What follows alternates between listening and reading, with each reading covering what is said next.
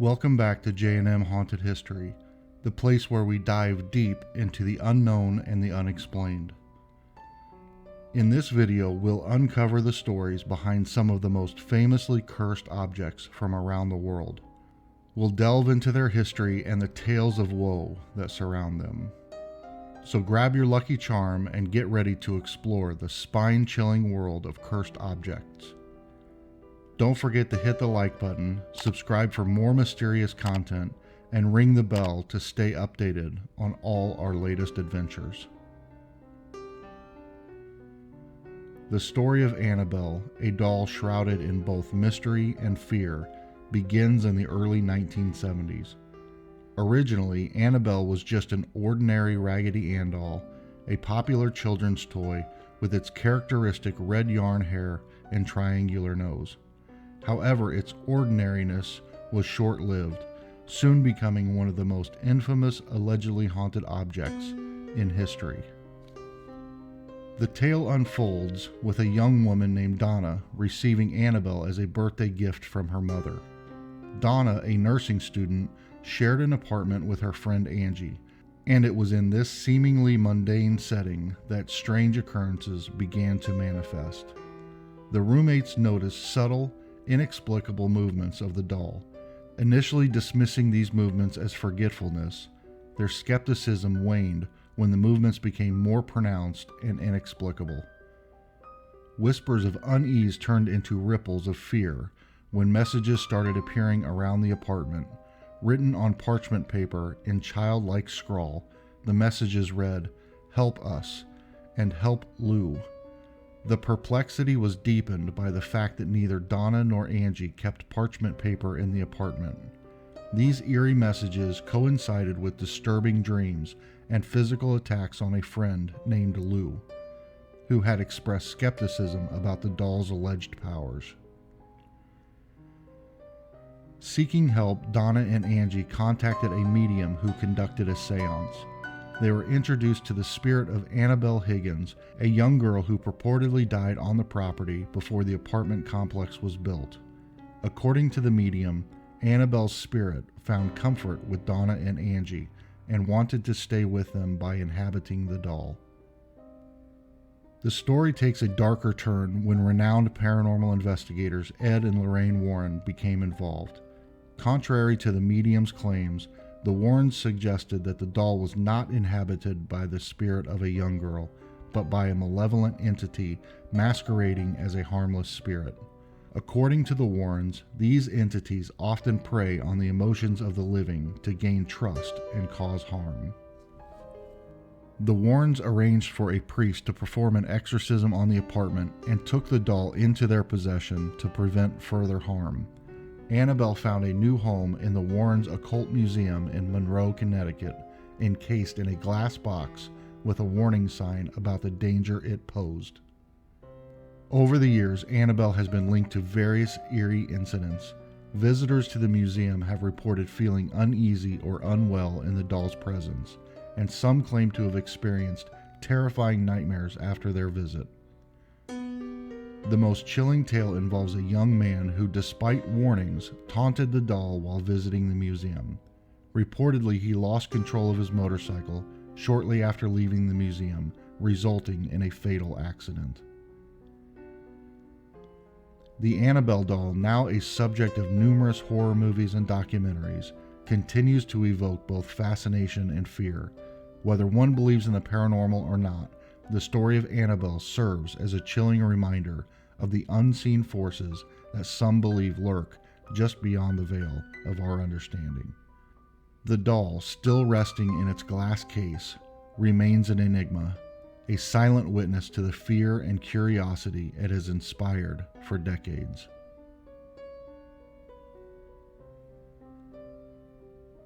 The Crying Boy, a painting surrounded by an aura of mystery and superstition, has captivated and unnerved many since its creation. This tale begins in the post-war era around 1950s by an Italian artist. He was known for his series of paintings featuring tearful children, among which The Crying Boy became the most infamous. As the story unfolds, the crying boy gained notoriety not just for its evocative depiction of a sorrowful young boy, but also for the eerie occurrences that seemed to follow it. The painting, widely reproduced and hung in numerous homes across Europe, particularly in England, became a popular yet unsettling fixture. The haunting aspect of the painting emerged in the 1980s when a series of mysterious fires broke out in homes that housed the crying boy. Firefighters reportedly found these homes gutted by flames, but the painting remained unscathed. Adding to the mystique and fear surrounding it, this phenomenon led to the widespread belief that the painting was cursed, and owning it could bring misfortune or disaster, particularly fire, to the household. As the legend grew, so did the stories about the boy in the painting. One popular legend suggested that the child was an orphan whose parents had perished in a fire, and he was cursed to bring similar fate to those who harbored his image.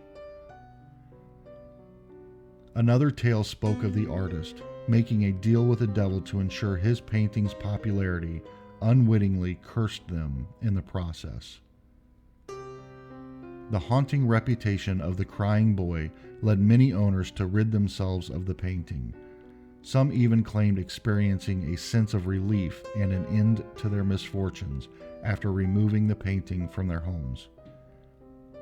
The story of the crying boy painting serves as a compelling narrative about how art, superstition, and mystery can intertwine, creating a legend that transcends time.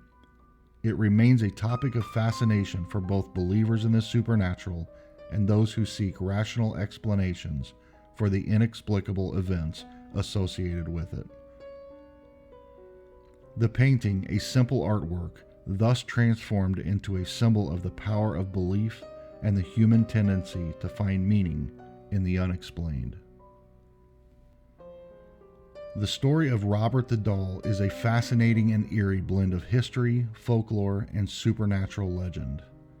In the early 20th century in Key West, Florida, a young boy named Robert Eugene Otto, or Gene as he was called, received a doll as a gift. The doll was unique, nearly life-size, and was named Robert after the boy. Gene, an eccentric and somewhat solitary child, quickly became inseparable from the doll. As time passed, strange occurrences began to surround Gene and Robert. It was said that Gene would often speak to the doll and that the doll would seemingly respond, his voice heard as a faint murmur by those nearby. Gene's parents sometimes heard him in his room having conversations with Robert. Initially, they assumed this was a typical childhood imaginary friendship, but they began to notice unnerving details. Gene's voice would change during these conversations, seemingly responding to an entirely different personality. More disturbingly, they would enter rooms to find furniture overturned or items broken, and Gene would blame Robert, insisting the doll had a temper. As Gene grew older, his attachment to the doll remained steadfast. He became a respected artist in Key West, and Robert was often seen at his side, even as an adult. The townsfolk began to whisper about the odd man and his doll, with some claiming to have seen the doll move or express emotions. After Gene's death in the 1970s, the doll was left in the attic of his old home, now a historic building in Key West. New residents and visitors reported hearing footsteps in the attic and seeing Robert's expression change. Some even claimed that the doll would appear and disappear mysteriously. Robert the Doll eventually found a home at the East Martello Museum in Key West, where he sits to this day. Visitors often leave gifts to appease him, as it's said that those who disrespect him experience misfortune. Letters of apology from people claiming to have experienced bad luck after interacting with Robert fill the museum, a testament to the doll's eerie influence. The story of Robert the Doll has become a part of Key West's cultural heritage, a blend of early 20th century history and a modern-day haunted legend. His story has inspired books, movies, and a steady stream of curious visitors, all drawn to the mysterious legacy of a doll that may hold more than just stuffing and fabric. Whether the tales are a product of superstition or something more paranormal remains a topic of debate, but the legend of Robert the Doll continues to fascinate and terrify those who encounter his story. The story of the Dybbuk Box, a supposedly haunted Jewish wine cabinet, is steeped in mystery and intrigue, with a rich history that intertwines the supernatural with cultural lore. The tale begins in the early 20th century in Eastern Europe, where the box was initially crafted. It was a time of great turmoil and cultural richness in Jewish communities, where mysticism and the Kabbalah were integral to daily life. The box, made from dark, aged wood with intricate carvings, was said to have been created by a Jewish rabbi who was deeply knowledgeable in the mysteries of the Kabbalah. He crafted the box as a container for a Dybbuk, a restless, usually malicious spirit believed in Jewish mythology to be the dislocated soul of a dead person. The purpose of this box was not to unleash evil, but to contain it, to protect the living from the torments of a soul that had lost its way.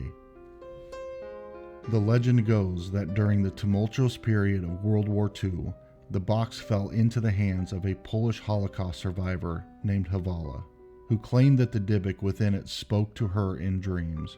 The spirit, tormented and vengeful, recounted tales of betrayal and loss, creating a deep sense of dread and unease in Havala.